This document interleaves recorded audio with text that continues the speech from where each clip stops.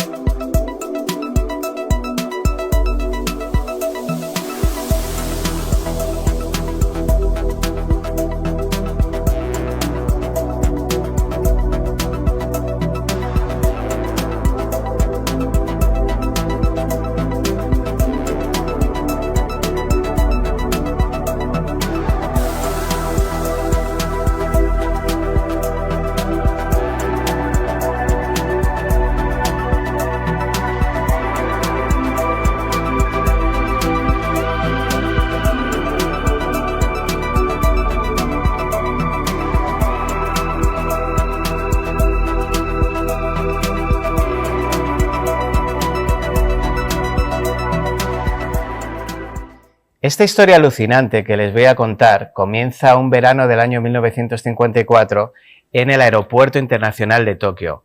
El país se encontraba recuperándose de los estragos aún de la Segunda Guerra Mundial y por lo mismo personas de distintas nacionalidades llegaban de visita al país, bien por negocios o bien por turismo. Sin embargo, ese día recibieron un visitante en apariencia de lo más normal, pero al parecer lo único normal de él era eso, su apariencia. Un hombre sin características destacables, caucásico, con barba y bien vestido, se dirigió a los oficiales hablándoles en idioma japonés, pero al mismo tiempo se advertía un fuerte acento francés. Les entregó a los oficiales su pasaporte para ser sellado, todo rutinario, pero cuando los oficiales observaron el país del que provenía esta persona se sorprendieron al ver el nombre. Tauret. Tauret era el nombre que poseía el pasaporte en letras grandes y brillantes. Los oficiales, quienes se encontraban un tanto parados por el asunto, preguntaron a su supervisor por la ubicación de dicho lugar, pero al momento de consultarlo en un libro de geografía se dieron cuenta de que dicho país simplemente no existía. Pensando en que tal vez se trataría de un engaño, volvieron a revisar el pasaporte, pero era demasiado perfecto para ser una falsificación, teniendo incluso los sellos de distintos aeropuertos de alrededor del mundo, señal inequívoca de que ese hombre había estado con ese documento en varios países del mundo. Debido a lo extraño del asunto, los oficiales le pidieron al hombre que los acompañase a una zona menos concurrida para poder hacerle unas preguntas. Ya en la sala de interrogaciones, los oficiales le volvieron a preguntar al pasajero por su país de origen, a lo que el sujeto de manera educada y algo sorprendido les respondió que era ciudadano europeo, más concretamente de un país llamado Tauret, un estado ubicado entre España y Francia. El sujeto explicó que era normal para ellos no haber oído antes de dicho lugar, puesto que era un país pequeño, dedicado a grandes empresas financieras y con poco turismo. El viajero también comentó que era un comerciante que había venido a Japón por un asunto de negocios, y que esta era su tercera visita al país, pero que nunca había tenido problemas al viajar a Japón. Incluso, llegó a mostrar varios tipos de billetes tanto europeos como japoneses para demostrar la franqueza de su historia. Los oficiales, quienes seguían sin creer su historia, le pidieron que señalara en un mapa la ubicación de dicho lugar. Pero, cuando el sujeto señaló la ubicación del país, todos se sorprendieron al ver que había señalado el país de Andorra. Fue entonces que el hombre les explicó que nunca en su vida había escuchado hablar sobre Andorra, y que Tauret era un país con más de 1000 años de historia. En ese punto el individuo se mostraba sorprendido y angustiado. Les mostró a los oficiales un carnet de conducir, emitido en el país de Tauret, así como también su chequera personal proveniente del mismo país. Lastimosamente los oficiales no pudieron demostrar la existencia de dicho banco, así como también del mismo país. Cansados de no llegar a ningún lado, decidieron trasladar al hombre a un hotel cercano al aeropuerto para poder interrogarlo al día siguiente. El hombre se había hospedado en la habitación del piso más alto del hotel, siendo custodiado por 2 guardias para evitar que se escapara. Ya, a la mañana siguiente, cuando los oficiales se dispusieron a entrar en su habitación para continuar con el interrogatorio, se sorprendieron al ver que la habitación se encontraba vacía, y que no había rastro del sujeto ni de ninguna de sus pertenencias. Pues la policía no podía comprender cómo una persona había podido escapar sin dejar rastro, ya que aparte de que la puerta se encontraba custodiada, la única forma de escapar era a través de una ventana de la habitación, pero hablamos de un piso 15. La policía comenzó una extensa búsqueda para poder dar con el sujeto, pero al no poder encontrar con pista ninguna sobre su paradero, se decidió por abandonar el caso. Ahora vamos a ir al campo de las suposiciones. Poco más podemos decir, la verdad. La más popular afirma que el sujeto era un viajero interdimensional y que se había quedado atrapado por un accidente en una dimensión diferente a la suya, pero que de algún modo habría vuelto a su dimensión de origen sin que nadie se diera cuenta. La otra es que sea otra historia más que con las voces que la comparten pues, se convierte en leyenda.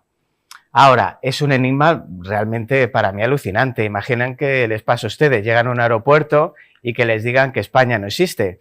Esto es como en Estados Unidos, que se piensan que España estamos al lado de México.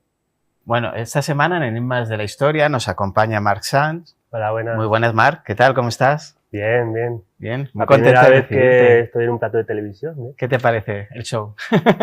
Muy bueno. Y mucha luz, además. Mucha luz. Está divertido. Que es de Madrid. Bueno, vienes a presentarnos tu libro, Operación Abaddon. Sí. Bueno, ¿has visto que ha salido El hombre de Tauret, que estuvimos hablando con él? ¿Conocías la historia esa? Sí, de hecho me inspiré en esa historia para escribir un relato corto que salió publicado en una revista que iba más o menos de un país ficticio también. Es que es potente la historia, ¿eh? La historia está muy bien. Bueno, no sé si al final se descubrió si es leyenda urbana. A saber. No he visto el capítulo, así que no lo puedo decir. Ya queda en el imaginario, yo creo, del mundo y ya... No hay pruebas, ¿no?, fehacientes de que pudo suceder. En teoría no. Yo he buscado y rebuscado, y sí que es cierto que hay fotos, tal y cual, pero no son archivos. O sea, pero no se son decía archivos que ese país oficiales. cuadraba con Andorra, ¿no? Sí, se decía que el país estaba justo en la zona de Andorra, pero que no era Andorra, que era Tauret. Y el señor, pues RQR con su pasaporte, sus sellos, sus cosas, en la teoría. Y el señor desapareció de repente. Y bueno, pues ya sabes tú lo que es la imaginación de la gente, que si era de otra dimensión, etcétera, así etcétera. Nacen las leyendas urbanas. Sí, no, al final es una buena sinopsis para una novela, también. Seguro que alguien ha escrito un libro sobre eso. Seguro. Bueno, cuéntame un poquito de esta Operación Abaddon, ¿de qué va un poquito? Es básicamente un baño de sangre, una matanza. Como resumen así en 4 palabras, es una matanza en un cine donde un grupo de satanistas quieren matar al destructor, que es el que matará al anticristo.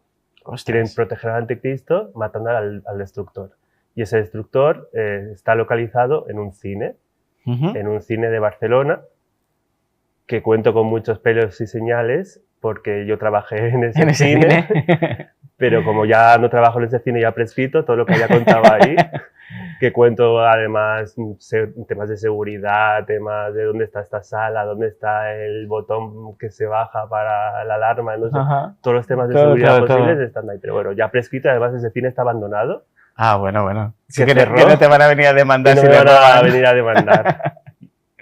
Joder, que tiene buena pinta, ¿eh? Sí. Y además es lo bueno de tener el escenario, ¿no? Real. Y además, de sentirlo ahí. Los personajes que salen también están basados en compañeros y clientes míos que tuve. Claro. Que igual se pueden sentir identificados. Bueno, si cambiaste el nombre, no sabes. No lo han dicho. Igual ni lo han leído. Igual se enterarán ahora mismo cuando vean esto.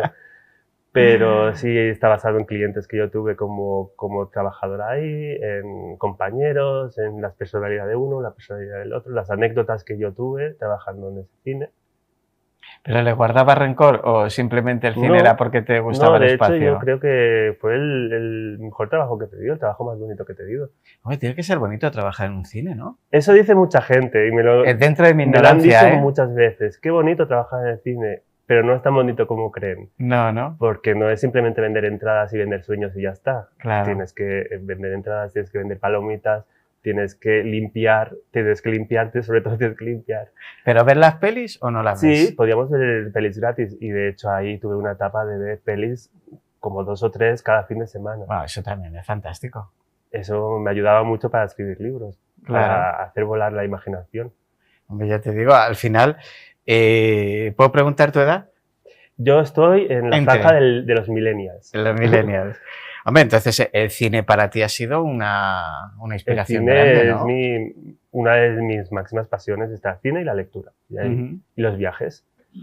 Y Claro, lo primero es barato, lo tercero, el primero y segundo barato, el tercero te cuesta más. ¿No? De menos barato a más caro. Bueno, ¿y de dónde te salió esta idea de Operación Abaddon?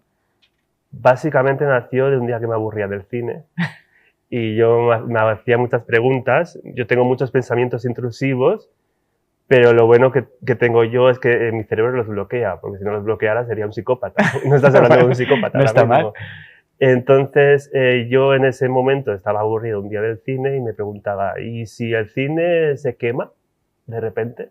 ¿O si hay un apocalipsis zombie? ¿Qué haría? ¿Dónde me escondo? Y luego la siguiente pregunta, que es donde nació la idea del libro, ¿y si vienen aquí unos asesinos con unas escopetas, unas metralletas, unas armas y empiezan a matar a todo el mundo?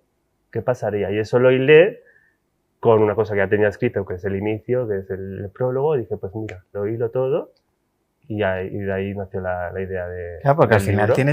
tú cuando piensas en eso tienes que analizar eso, cómo reaccionará la gente. Exacto, y como lo tenía todo a mano y sabía exactamente cómo se podía reaccionar, por dónde podían salir las puertas de seguridad y toda la cuestión técnica, lo tenía a mano, pues lo apliqué todo en el libro. ¿Son seguros los cines, ya que estamos aquí? Se puede, en general, no debería decir, pero es muy fácil colarse en el cine. Seguro sí, porque hay prevención de riesgos laborales y prevención de riesgos de incendio cada año. Tenemos que hacer un simulacro. En ese caso, mi cine, que no quiero decir cuál era, un disclosed location, que tampoco lo digo del cine, pero se puede intuir. Sí. Quien sea de Barcelona sabe perfectamente. Vas a ver qué cine es. Pues eran unos cines muy antiguos y entonces, pues igual ahí pues sí que podía haber pasado algo, pero nunca pasó, nunca sucedió. Sí, no es lo mismo los 80-90 que ahora. Había fantasmas, dicen, en algunas salas. Murió una persona, de hecho. Hombre, ¿cuántos años pudo, solo por estadísticas, si estuvo en 50 años abierto un cine? Puedes morir en un cine, puedes morir en un supermercado, puedes morir aquí mismo, puedo morir yo ahora. En cualquier sitio. ¿Por qué tema religioso? ¿Por algo en particular?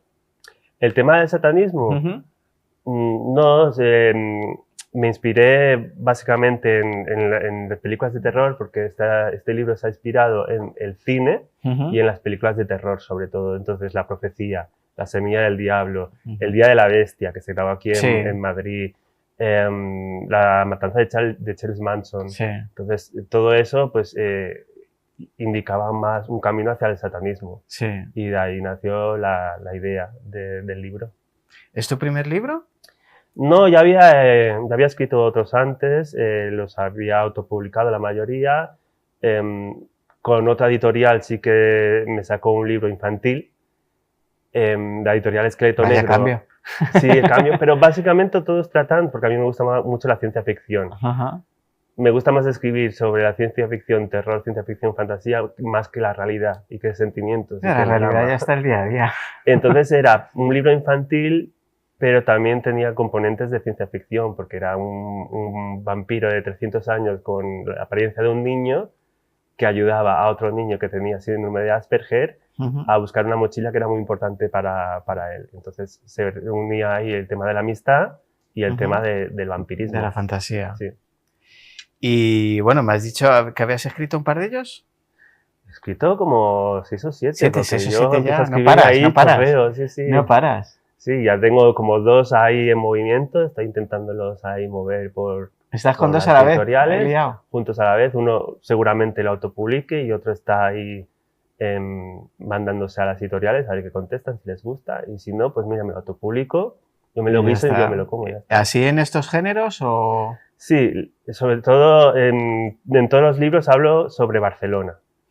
Creo que todos los libros, menos uno, están basados en Barcelona, porque Barcelona siempre es un personaje más del libro. Porque yo soy de Barcelona, yo hago vídeos sobre Barcelona, amo mucho mi ciudad, y entonces todos los libros están basados en Barcelona. Y entonces uno de ellos, de los 2 que he escrito y están en movimiento, trata sobre gente con poderes en Barcelona y el otro sobre fantasmas en Barcelona. No, la verdad es que es una ciudad que es un escenario y un protagonista Que se han hecho muchas bastante pelis, interesante. libros, sí. No, a mí me parece una ciudad maravillosa. Sin desmerecer a Madrid, que también es muy No, es bonita. otra ciudad maravillosa. Al final, no, es verdad que siempre está con Hay la rivalidad y la Barcelona-Madrid. disputa y no, puedes Yo disfrutar encuentro que Madrid perfectamente es de dos muy ciudades bonita y a mí me fantásticas encanta del venir a mundo. Madrid. Es como dices, no, Nueva York o Los Ángeles, pues los dos. Me gusta más Nueva York. Sí, te no, diría. pero al final puedes disfrutar de los dos, te puede gustar Sí. más una que otra. A mí lo que siempre me pasa en las ciudades es que hay mucha gente. Y en Madrid hay mucha gente. En Madrid hay muchísima gente. Yo pensaba que no, o sea, no tenía tanto turismo, pero hay mucho turismo y Sí, hay mucha muchísimo, gente. Yo te diría muchísimo. más que en Barcelona y todo. A mí me ha sorprendido eso. Yo creo que seguramente sí, haya más turismo. Porque la última vez que vine fue en agosto. Ah, Aquí bueno, no claro, en nadie, agosto estaba era una vacío. gozada, es una Era la película gozada. de Amenábar, abre Sí, los ojos, no había en agosto nadie. es una gozada, no tienes que reservar ningún restaurante, vas al Exacto, cine yo vine y en no hay agosto y cola. dije, pues mira qué bien, aquí estoy en Madrid solo. No tengo que hacer cola Maravillosamente. en ningún sitio, en ningún monumento. Y he venido ahora para presentar el libro unos días Ujú. y está lleno de Y has gente. alucinado. Sí, sí. Ya, y ahora más, si Ayer fui se al hace buen Palacio Real y tiempo. había una cola que estuve ahí Bueno, media con el hora buen haciendo cola. tiempo, imagínate. Ya. Con el buen tiempo. Cuando ha llovido durante el mes atrás ya habría menos, pero Exacto, que estaban ahí con que estaba lloviendo y al final hace un sol Nah, abrasador. hace unos días maravillosos. Que, bueno, de lo que tienes entre manos, ¿me puedes adelantar un poquito de qué va? Sí, por ejemplo, el de que he dicho de los fantasmas, se llama Los fantasmas de Barcelona y va sobre una niña adolescente que de repente, es un libro juvenil, básicamente, es una niña adolescente que de repente descubre que puede ver fantasmas porque se enamora de uno, se enamora de un fantasma adolescente que ve en el metro, pero después a mí no voy a contarlo porque no me gusta revelar nada, No, pero no, tiene no. ese toque original como en este libro. A mí me gusta siempre meter cosas originales, pues que no se hayan visto mucho, que a la Sí. gente le sorprenda. Y entonces en este libro también hay un twist, como M. Night Shyamalan, el director de El Sexto Sentido, meto ahí un twist que cambia por completo pues, el sentido del argumento. Y bueno, a ver si sale. Y lo lees y entonces me dices si te ha gustado. Perfecto. ¿Qué influencias tienes a la hora que tú veas reflejadas cuando En escribes? este libro en concreto, que como te he dicho, las influencias han sido las películas de terror, pero no creo que tenga unas influencias claras de libros o escritores para escribir. Yo creo que me influyo más en el cine y en las películas, porque mi lenguaje en los libros es muy cinematográfico. Claro. Y entonces me baso más en las películas para escribir yo los libros, y entonces me los imagino yo en mi mente. Son muy visuales. Son muy visuales, y este también es muy, muy visual. Y entonces tengo un lenguaje cinematográfico que está basado, más que en la literatura, en la cinematografía. Ah, pues eso es muy chulo. Bueno, ¿por qué me recomiendas que me lea tu libro? Voy a pasar mucho miedo. Léetelo. Bueno, ya te he dicho que es un baño de sangre, hay mucha sangre, hay mucho gore. Si Bueno, no te importan Tarantino estos también, temas, y me gusta. Si te gusta la sangre y el gore, adelante. Si te gusta el cine de terror, también hay un homenaje a Scream. Sí. De hecho, hay una escena. Soy fanático de la saga Scream. Es mi saga favorita de terror. Y también hay homenaje a los slashers, que son las películas de cuchillo. Sí. Y de hecho, hay una escena que parece que sea parte de la trama, pero al final es una película dentro de la película, dentro del libro.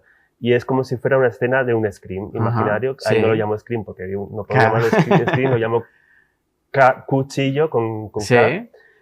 Y parece una escena sacada de un opening de Scream. Oh, la portada es guapísima, ¿eh? La portada me dieron varias opciones a elegir y la editorial es Esqueleto Negro y yo elegí esa pues porque se parece mucho también al cine donde trabajaba, de hecho. Y hay la pantalla con la Scream Queen, los espectadores que no hay tantos ya, tristemente. Ver una sala así de llena ya es verdad, qué triste, ¿eh? Sí. Y de hecho están cerrando muchos cines. Esto es otra de las cosas buenas que tiene Madrid que he visto paseando, que hay muchos cines en el centro. Todavía resisten. Y en Barcelona, para encontrar un cine en el centro de Barcelona, es muy difícil. ¿Ya tienes que ir a centros comerciales? De hecho, yo trabajé en 2 cines. Este y otro en el centro de Barcelona, que también cerraron, que era el Comedia. El Cine Comedia era un edificio antiguo, era un palacete. Es que eran preciosos. Estaba justo en el Paseo de Gracia y era un cine precioso, que cerraron y ahora lo ha comprado la Baronesa Thyssen para hacer un museo y tenía la cortinita esta roja. Es Y que ya es cerró pues porque multicines. tristemente no había tanta Ya gente es como todo para multicines sostenerlo. Multicines. y ir a echar el día al centro comercial como si estuviéramos en Estados Unidos, si estuviera nevando y no pudiéramos salir a la calle. Aquí nos Tristemente. encerramos con este clima, nos encerramos en un centro comercial. Y las películas que estrenan tampoco son Es complicado Bomba. hoy día, ¿eh? Es complicado hoy día. mucha secuela, mucho remake, mucho Marvel, que yo soy muy fan, pero bueno. Sí, pero es lo que hablábamos de eso, de la poca originalidad, porque cuesta apostar dinero por lo Exacto. diferente. Pues a mí me gusta siempre el toque original y me gusta que la editorial haya apostado también por sacar este libro, que es bastante distinto a los demás por ese toque original que tiene y que no sea lo que se lleva ahora, en plan, ahora se lleva la literatura de romance de deportes. Claro. El jugador de Sí. béisbol se enamora de la cheerleader y hay 800 libros iguales. Sí. Entonces, Que te da la sensación de que estás, lo que decíamos, ves algo que ya has visto más veces. exacto. A mí me gusta algo original. ¿Y a ti qué te va el rollo audiovisual y tal? Yo esto lo hablo con bastantes escritores. Es verdad que en las entrevistas no lo pregunto mucho, pero me da curiosidad por los audiolibros. Yo no los escucho. Claro. ¿Tú escuchas No. audiolibros? O sea, puedo escuchar documentales, puedo escuchar porque cosas, ahora- pero audiolibros no sé, prefiero Yo, por leerlo. ejemplo, escucho entonces- muchos podcasts cuando estoy cocinando, cuando me estoy Sí. afeitando, cuando estoy haciendo cosas que no tengo que estar atento al 100%, escucho podcasts. Ujú. Entonces yo creo que la gente también escucha audiolibros cuando tiene que hacer otras cosas. Ir al Pero gimnasio, por no, ejemplo. pero entonces no recibes el matiz de un No. libro. Pues yo soy súper fan de los podcasts, de todos Sí. los tipos, de todos los estilos. Mm. O sea, me gusta porque la verdad que me entretiene, pero sí es cierto que mientras escuchas un podcast puedes hacer Puedes otra hacer cosa. sí. Mientras lees un libro, lees el libro. Entonces, Exacto. el audiolibro, no sé, como lector, no sé si me permite concentrarme en la historia tanto como debo. También, sí, también hay personas que es necesario el audioliblo para esas Sí, personas porque tienen claro. una Tienen, sí, dificultades dificultad visuales, etcétera. para leer, dificultades visuales y entonces tiene más lógica que lean el audiolibro. Pero es verdad que está muy de moda Es últimamente. que está muy de moda y además hay mucha... No conozco a nadie que lea audiolibros, la verdad. Yo tengo no, que decir. pero hay mucho dinero Puedes ir metido. preguntando por ahí a ver si te sale Sí, alguien que yo lea pregunto a la audiolibros. gente y no, y de hecho te voy a confesar una cosa. Uno de mis libros favoritos del mundo es El Padrino de Mario Puzo Mm, y un día pues de estos que salgo a andar me puse el audiolibro. no es lo mismo. No. Y además depende de quién doble ese audiolibro, le pone más matices Sí, o no. al final, y fíjate que hay pasta metida, hay actores de renombre Hay actores de metidos, renombre, sí. tal, hay ¿cómo se dice? Plataformas bastante potentes que han metido bastante pasta, pero no sé, es que no conozco a nadie que lo Y lea, además que entonces me muchas provoca veces curiosidad. cuando lees un libro, lo lees dando tu entonación, imaginándote la voz del personaje y unos matices que luego no pueden trasladarlo al audiolibro. Que el audiolibro, para nuestra generación, a lo mejor generaciones siguientes que no vengan tanto del visual, lo pueden hacer. Es como las radionovelas de los años 40 ¿Pero y tú crees que 50. el audiolibro es algo generacional, que los consumen más la gente joven? No lo sé. Es que yo tampoco te sé decir ahora el target claro, realmente no sé qué target tienen, porque yo como autor no querría que mi libro fuera audiolibro. Pero, sí me gustaría que estuviera en televisión. Porque igual entonces, eso te abre como más campo y por más eso pienso sectores. que es más generacional. Porque lo tuyo sí te gustaría verlo en pantalla, por ejemplo. Sí, en pantalla. Pero en sí. audiolibro como que te En daría un poco audiolibro me igual. daría igual. Si la algo. editorial decide sacarle un audiolibro, adelante, no tendría ningún problema, pero me gustaría más que lo llevaran a la pantalla que sacarlo un Claro, audiolibro. yo creo que es más un tema generacional y ahora que sí que hay tanto podcast y tanto, yo creo que la gente, y sobre todo que la gente ya no se entretiene con una sola cosa a la vez. No, es la generación TikTok. Sí, Está sí. acostumbrado a los 30 segundos, a deslizar, ya no prestar atención y que una cosa de un minuto ya te Ya te agobia, ya te cansa. Las películas de 2 horas ya la gente no lo ve, quiere películas muy cortas. De hecho, yo conozco a gente que ve películas a través de TikTok, que las suben por partes y ven las películas así. Y entonces estamos ya acostumbrados ya a no Sí, consumimos de una forma a consumir diferente. muy diferente que lo consumíamos antes. Bueno, pues aquí lo dejamos, Marc, que se nos acaba el programa. Perfecto. Bueno, me ha parecido súper interesante la reflexión esa que has hecho. Es que es verdad que consumimos mucho más rápido. Sí. Bueno, y a mí el programa Yo el primero, porque yo me paso ahí 3 horas en el TikTok y no paro. Yo este programa dura 1 hora y a mí se me hace cortísimo. No sé, los siguientes programas habrá que hacerlo de 3 minutos, 3 minutos, 3 minutos. Te lo alargan un poco más. Bueno, ojalá, Dios quiera. Muchas gracias, Marc. Pues aquí dejamos en pantalla Operación Abaddon, que tiene muy buena pinta. Ya solo por la portada llama muchísimo la atención. Es muy entretenido. La gente que lo lea porque se tiene entretenido. No, lo leeré, prometido. En cuanto tenga vacaciones, tengo un cerro así y me lo voy a leer todo. Yo me lo he vuelto a leer en el viaje de tren de aquí de Barcelona a Madrid, 2 horas, me lo he vuelto a leer. Me voy a tumbar en la playa que me voy a poner como un cangrejo de leer tanto libro. Ahí te vas a poner rojo. Muchísimas gracias. Bueno, Marc Sans, pues ya sabes, bienvenido aquí, esta es tu casa cuando quieras.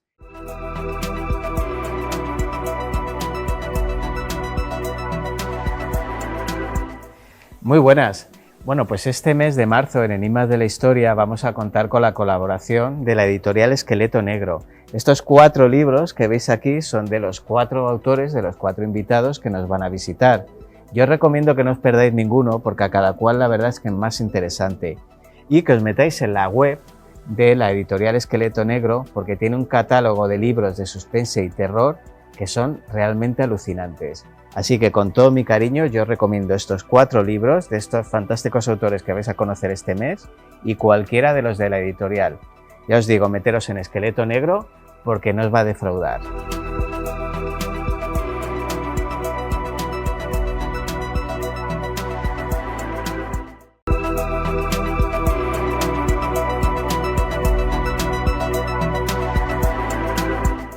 Bueno, vamos a despedir el programa de hoy con la sección de Crímenes de la Historia de nuestro compañero Daniel Brun. Bienvenido, Daniel.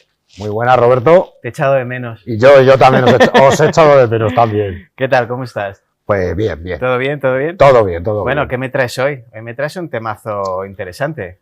Interesante, pero hoy vengo un poco más light que los otros días. Hoy vamos a ver. Bueno, así descansan algunos que por las redes me han dicho, madre mía, luego no podía dormir. Vamos a ir con un crimen. Pero voy a aprovechar también porque, ya que me pediste que trajera algo que un crimen y algo literario, dije, vamos a hablar también de otra de mis pasiones, que es la literatura. Y bueno, pues hay cierto autor que tenemos con una vida muy interesante. Muy azarosa. Para nada un ejemplo. No. Pero sí es verdad que es una vida que influenció mucho la cultura de nuestro tiempo y que es una persona que está bastante vinculada al crimen, tanto a crímenes menores como un crimen de sangre. Y es que vamos a hablar hoy de William Burroughs, escritor, novelista, ensayista estadounidense, que como bien decíamos formaba parte de lo que era la generación Beat y lo que hizo fue pues cambiar mucho la literatura y cambiar sobre todo la manera de pensar de la cultura popular. Este señor nace en 1914, nace en Missouri, en San Luis. Es de una familia realmente acomodada, pues no hay que olvidar que su abuelo, Burroughs, tiene una empresa que es una de las primeras calculadoras de sobremesa que existen, y esto les hizo pues ganar bastante dinero y que fueran una familia bastante acomodada. Por lo tanto, su educación fue siempre muy, muy cuidada. Esto ya trae aquí un problema, porque en un campamento que le mandaron con otros niños de dinero, niños que también estaban acomodados, él empezó a coger un poquito de odio y un poquito de asco lo que eran las altas esferas. Todo esto él sigue estudiando, él tenía realmente para la literatura, tenía para las letras, tenía mucha cabeza. Termina yéndose a Harvard, estudia en Harvard literatura inglesa y antropología. Y bueno, y aquí ya empieza a coquetear con ciertas cosas. Ya de niño coqueteaba con que le gustaba mucho entrar a propiedades ajenas a robar y le gustaba con su escopeta de balines pues también hacer sus travesuras de niño. Pero digamos que aquí en la universidad pues empieza a tener otro tipo de contactos, empieza a juntarse con gente de baja alcurnia, con maleantes, empieza conoce lo que es la morfina. De hecho, dice que él primero probó la morfina y que le hizo vomitar, pero que bueno, ya la segunda vez le pareció genial y así fue como se volvió poco a poco adicto, porque hay que recordar que este señor ha sido adicto y no solo a una droga, sino a todo tipo de drogas durante toda su vida. Luego vinieron unos años interesantes. Y a partir de ahí, pues bueno, empezó también a trapichar lo que era contrabando de morfina, contrabando de armas. La policía le coge en varias ocasiones, pero bueno, le van soltando porque su familia, digamos que tiene un buen abogado, digamos que su familia es súper influyente y terminan sacándole. Ahí también en la universidad empieza a interesarse por lo sobrenatural, por lo que son también los viajes chamánicos, por lo que es la ayahuasca.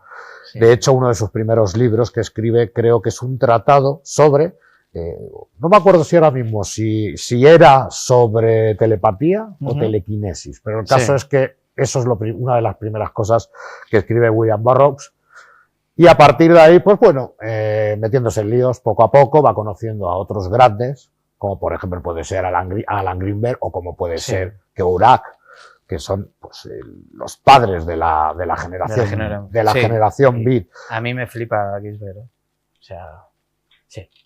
Él y Michael McClure son mis favoritos de esa época. Yo mi favorito es este, me duele decirlo, pero es mi favorito. No, pero es lo que hay, es lo que hay. Que es verdad que la generación beat, es lo que decíamos en la presentación, es un intento de cambio de las formas literarias de esos años, una transformación. Pero aún así, si cogemos a los integrantes de esa generación, dentro de que querían cambiar el mundo, querían cambiar la literatura, querían cambiar el pensamiento, son bastante distintos. Sí, sí. Porque, por ejemplo, la diferencia entre Kerouac, que alababa el pacifismo, teníamos a este otro señor que le gustaba hablar de la violencia. Era más cañero. Todos hablaban de la droga, todos hablaban de la homosexualidad. Eran los años. Entonces, de esa libertad, pero cada uno, digamos, lo que a su modo.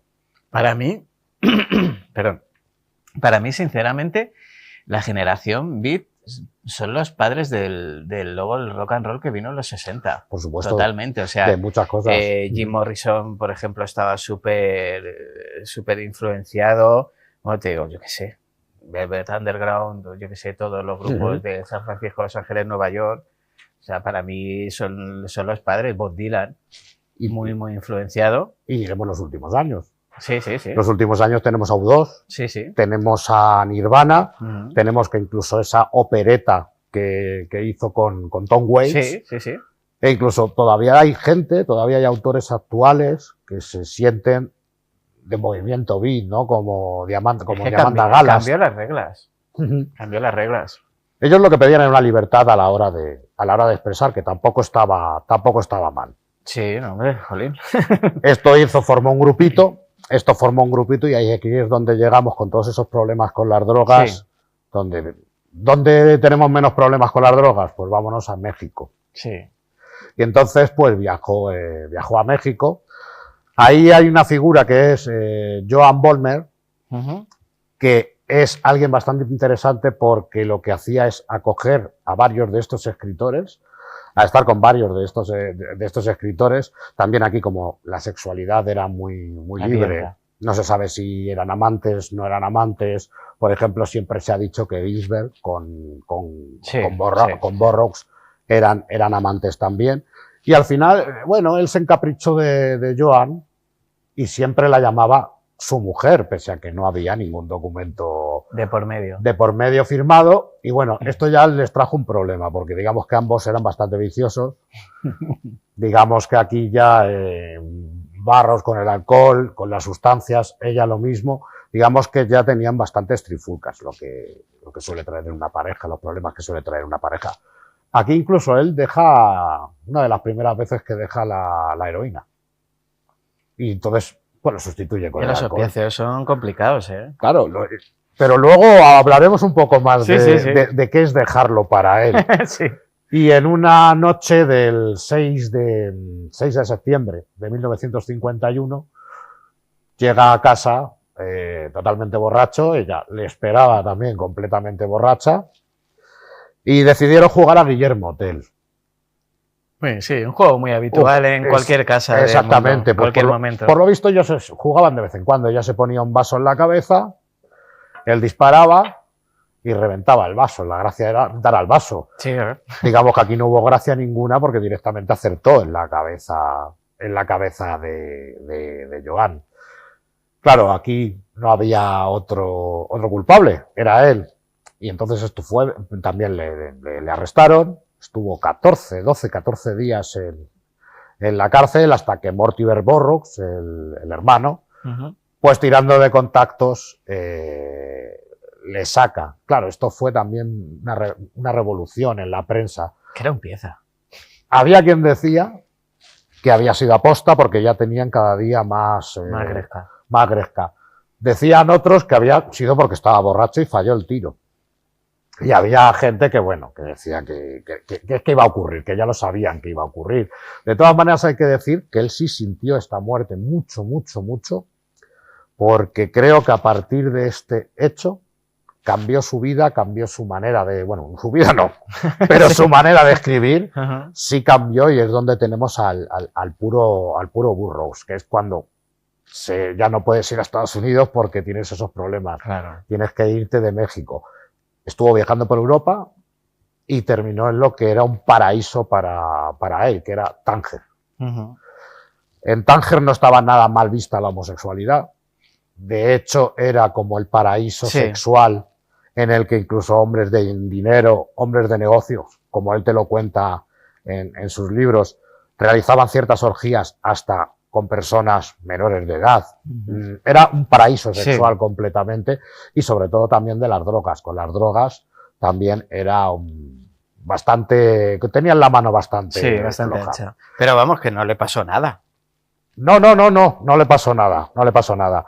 Era a partir de ahí lo único que ya estaba en su cárcel propia, que era la heroína, las drogas, y aquí ya cambió su manera de escribir mucho. En Tánger es donde nos trae, yo creo que la trilogía más famosa que empezaría con su obra Yonki. Su siguiente obra, que era la Queer, la tradujeron en marica hace años, pero ahora la han vuelto a cambiar a Queer. Y el Almuerzo desnudo. Que el Almuerzo desnudo creo que es uno de los libros más interesantes que tiene porque es con lo que él llamaba un cutón. Era cortar el libro, cortar varias frases y en un mismo capítulo descomponerlo y dártelo de una manera completamente Me parece una loca. genialidad, sinceramente. E incluso en ese libro venía un tratado, como por ejemplo, sabes, el Tratado General de las Drogas, de Escotado. Él traía aquí un pequeño glosario de todas las drogas, pero ya las drogas incluso que no son comunes, ¿no? El cómo debías usar el jarabe para la tos para inyectarte, o el cómo tenías que usar nuez moscada, un buen manual. O ciertos productos químicos que tuvieras en casa, ¿no? De cómo quitarles lo peligroso. Hay que decir que era un tipejo. Pero un tío bueno, muy peculiar. y a partir de ahí, pues bueno, fue viajando París, Inglaterra, más París, en el Beat Café, que era donde se alojaron los mayores escritores beat. Y bueno, decir que ha sido una persona que, oye, pese a todo su adicción, murió en 1997, muere con 83, 84 años, y es que él tenía una teoría, y era, cuando él veía que era un yonki que ya necesitaba cierta dosis y que ya necesitaba más, su idea era ir a desintoxicarse para que le bajara el nivel, y entonces cuando salía lo primero que hacía era drogarse para volver a tener la misma sensación que tenía en las primeras veces. Pero vamos, ha sido una persona que ha influido muchísimo. Solo hay que ver el cine de David Cronenberg, que David Cronenberg además hace una película que se llama El Almuerzo desnudo, que no es exactamente una transcripción del libro, pero sí habla mucho incluso de su propia biografía. Es un personaje muy peculiar. Te quiero comentar esto que me he encontrado por aquí. No sé si te sonará esto de algo. Arte beat, eso también. Esto es arte beat. Esto, mira, lo voy a poner aquí, que sustituya a mi libro. Lo que te prometí en Hiroshima, de Daniel Brun. ¿Qué es esto, Daniel Brun? Cuéntame. Pues es una locura formato libro. Una locura y muchos años de escritura, porque yo llevo escribiendo pues yo creo desde que tengo uso de razón, 10, 12 años, y nunca me había puesto a publicar. Nunca me había puesto a publicar. Y bueno, tuve la suerte, todo eso estaba guardado en un cajón, y tuve la suerte de encontrar a Carolina Corbillo, nuestra compañera, que oye, que además sale en la portada. Exacto, además sale en la portada, es un poco también lo que quiere reflejar eso, que es la que, bueno, empezó a leer mis poemas, empezó a leer mis relatos, y que una escritora, que a mí siempre la digo que es mi escritora favorita, ella dice que es peloteo, pero no, lo digo en serio, me gusta mucho el estilo que tiene, me gusta muchísimo el estilo que tiene, que me diga eso ella, pues me animó un poquito, fue la que me fue llevando al lado literario de esto no se puede quedar encerrado, esto tienes que sacarlo. Tienes que empezar a publicar, todavía estás a tiempo.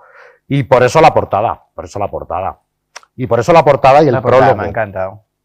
La portada y el prólogo, la portada es un poco lo que quiere significar, ¿no?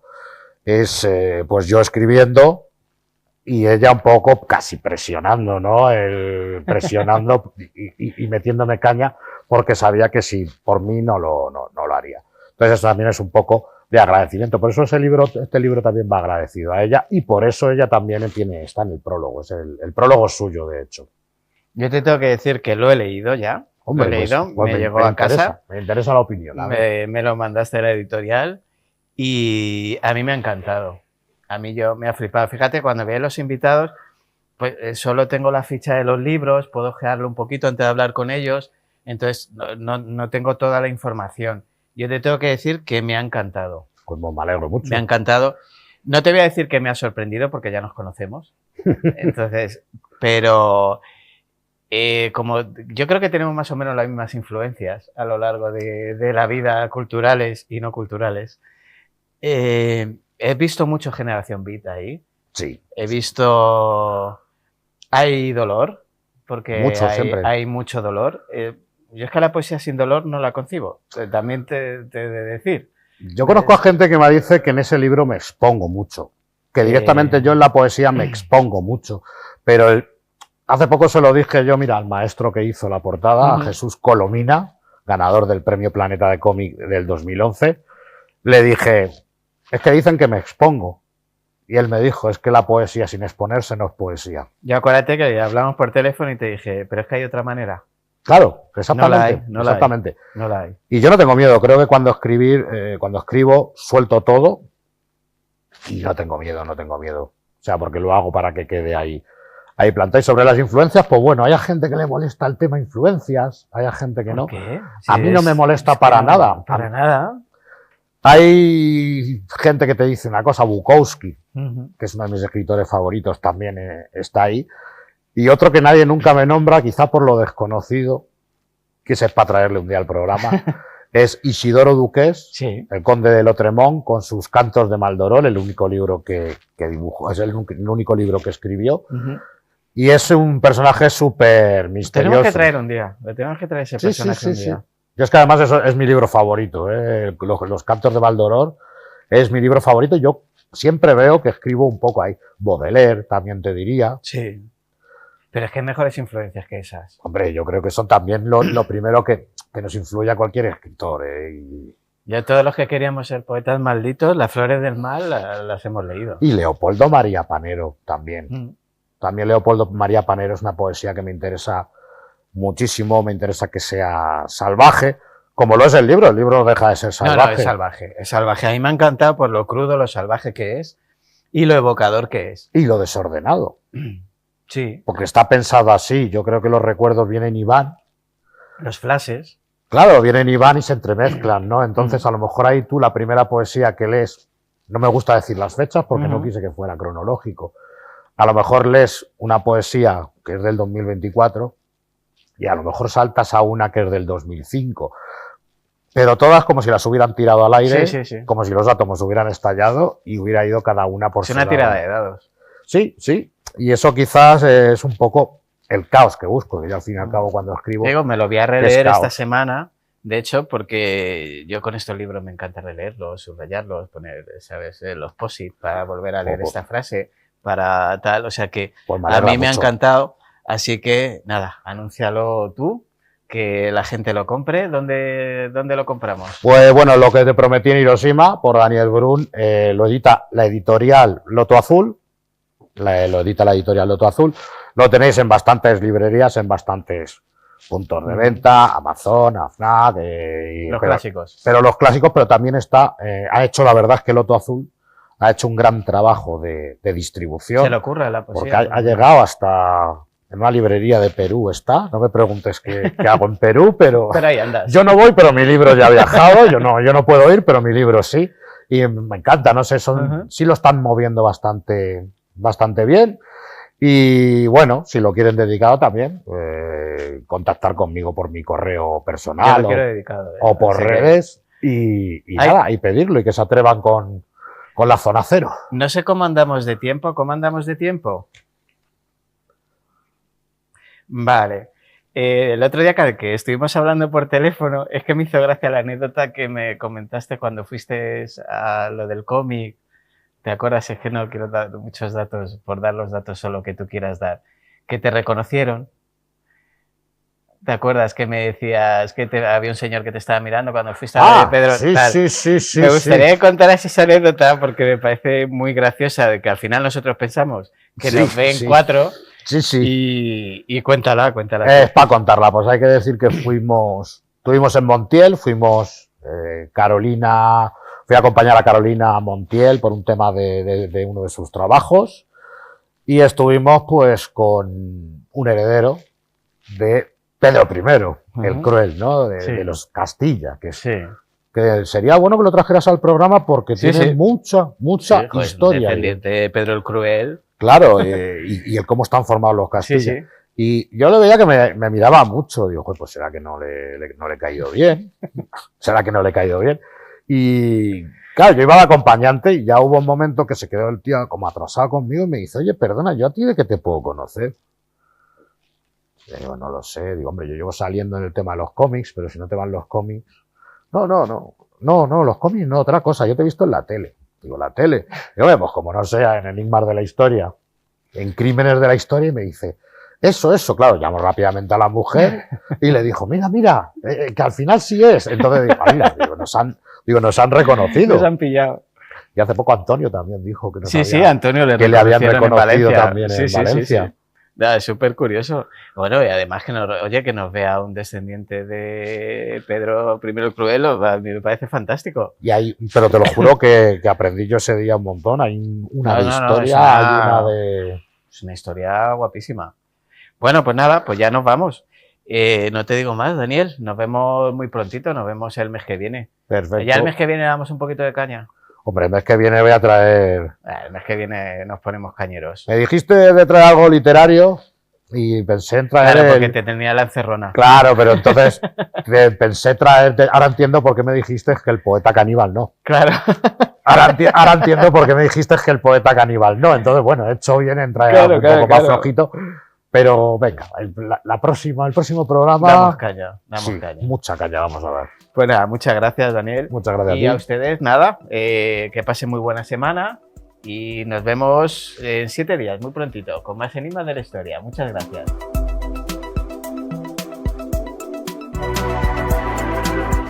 Bueno, voy a interrumpir Enigmas de la Historia, mi programa, porque nos han dejado aquí esta variedad de quesos fantástica de Señorío de Monesterio en Badajoz.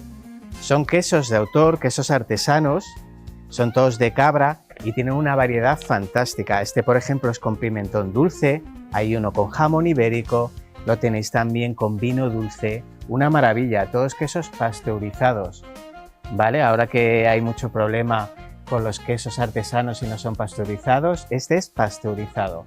Y encima cuidan el medio ambiente. Como veis, las cortezas son naturales, no llevan nada de parafina ni nada por el estilo, con lo cual son muchísimo más saludables. Así que yo os recomiendo cualquiera de la variedad que tenemos aquí. De hecho, he interrumpido el programa y lo voy a seguir interrumpiendo porque me voy a poner a probarlos todos. Ya les digo, Señorío de Monesterio, quesos de autor de Badajoz.